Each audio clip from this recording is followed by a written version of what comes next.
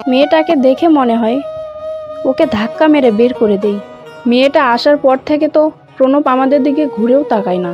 প্রণব তার মেয়ে লক্ষ্মীকে অনেক ভালোবাসতো, আর লক্ষ্মীও প্রণবকে তার বাবার মতো ভালোবাসতো। প্রণব এটা জানতো যে তার দুই স্ত্রী তার মেয়ের উপর অনেক খারাপ ব্যবহার করে। সে অনেক ছোট হওয়ার পরেও লক্ষ্মী অনেক বুদ্ধিমান ছিল। সে তার কষ্টকে কারো কাছে বলতো না। নাম লক্ষ্মী নাকি আমার সাথে দেখা করতে আসলে তুই নাকি তাড়িয়ে দে। এখানে কে আসবে কে না আসবে সেটা আমি ঠিক করব, এটা তুমি বলার কে?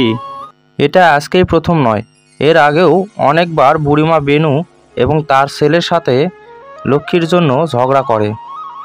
এরপরেও বুড়িমা বেনু লক্ষ্মীকে অনেক ভালোবাসতো।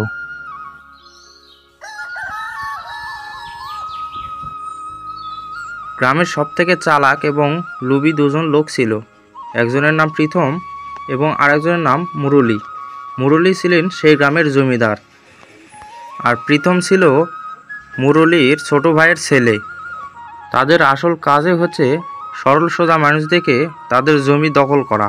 প্রণবের একটা ভালো জমি ছিল, আর সেই জমির উপরে নজর ছিল প্রীতমের।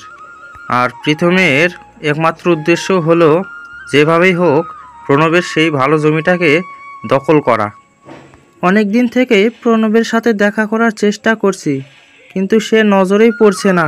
আরে ও তো সারাদিন দোকানে ব্যস্ত থাকে, আমার তো মনে হয় সেখানেই ওকে পাওয়া যাবে।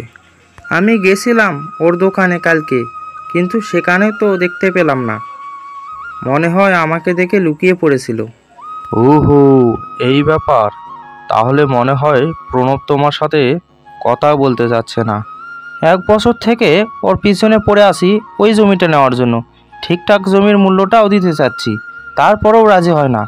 জানি না কিসের জন্য জমিটার এত মায়া তার। আরে ও যদি ওই জমিটা বেচতে না চায় তাহলে অত জোর করার কী লাভ? আরে না না, আমি ওই জমি তো নিয়েই ছাড়বো। এর জন্য যদি আমাকে অন্য পথ বেছে নিতে হয় তাও আমি রাজি আছি, কারণ এতে আমার মান সম্মান জড়িয়ে আছে। এতে তোমার সম্মান গেলেও প্রণবের তাতে কোনো যায় আসে না, বরং ওকে ভয় দেখাও, ভয় দেখালেই কাজ হবে। আরে কথায় আছে না, সোজা আঙ্গুলে ঘি না উঠলে আঙ্গুলটা বাঁকাতে হয়, আর এবারে আমি তাই করব।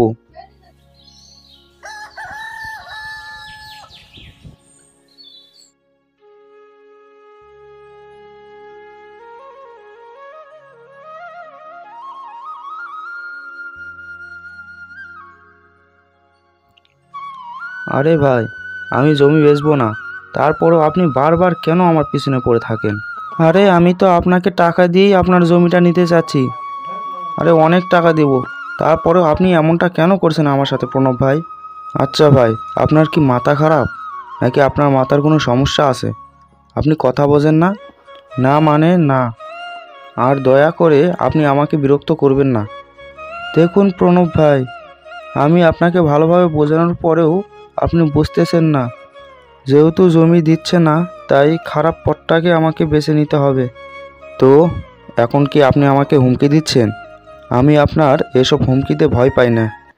আরে ভয় পান নাকি সেটা পরে দেখা যাবে, তবে এরপর থেকে একটু সতর্ক থাকবেন।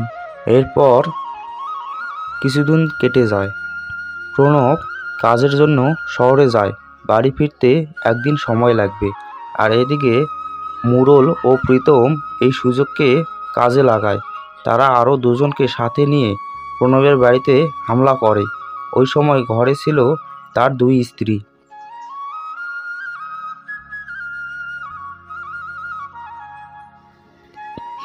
আপনারা কে এবং কেন আমাদের ধরে এনেছেন? আরে এখানে তোমাদের কোনো দোষ নেই, দোষ তো তোমাদের স্বামীর। ভালোভাবে কথা বললাম, শুনলো না তোমার স্বামীটা, তাই তোমাদের এভাবে ধরে আনতে আমরা বাধ্য হয়েছি।